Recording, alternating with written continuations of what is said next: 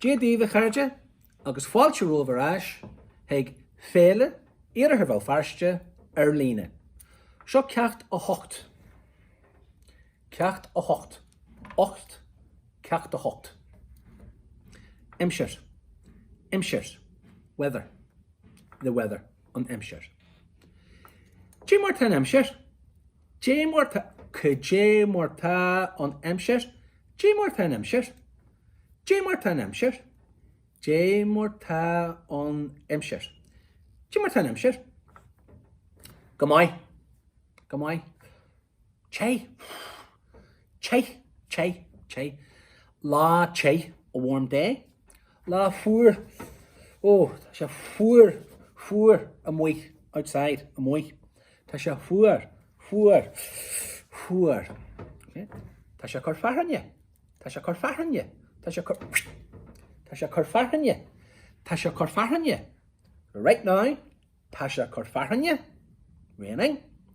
Last night, bhí it was, bhí a chuirfidh. Amárach, tomorrow, bé a chuirfidh. Bé a chuirfidh. So, bhí a chuirfidh. Tá a chuirfidh. Bé a chuirfidh.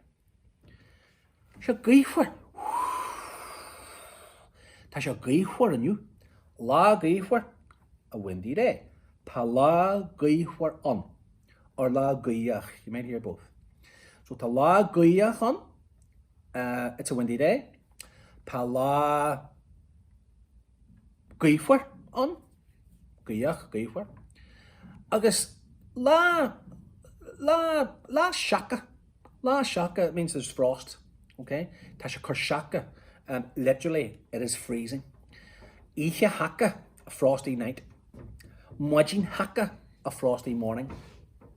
Lá shaka, a frosty day. So, tá lá brálach on. Lá bráhalach. It's close. Can bear it or overcast? Gerald? Overcast? Yeah, bráhalach. Bráhalach. It's one of those what's the word? It's warm, it's hard to breathe and all that. That's bráhalach. Bráhalach. So tá lá bráhalach on. Okay. Tá lá fio on.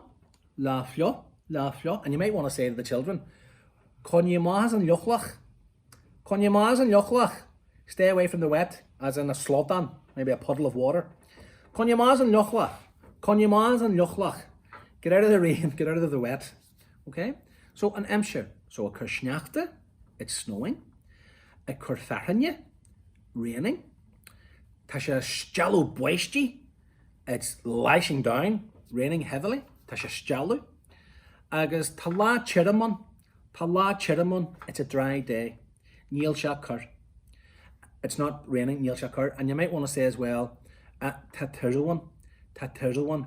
That's a bright spell after it has been raining. Okay? So tá tirzil one, the rain has stopped, it's nice now. Tá tirzil one. Okay? So that was ceacht a hocht, and it was on imseir.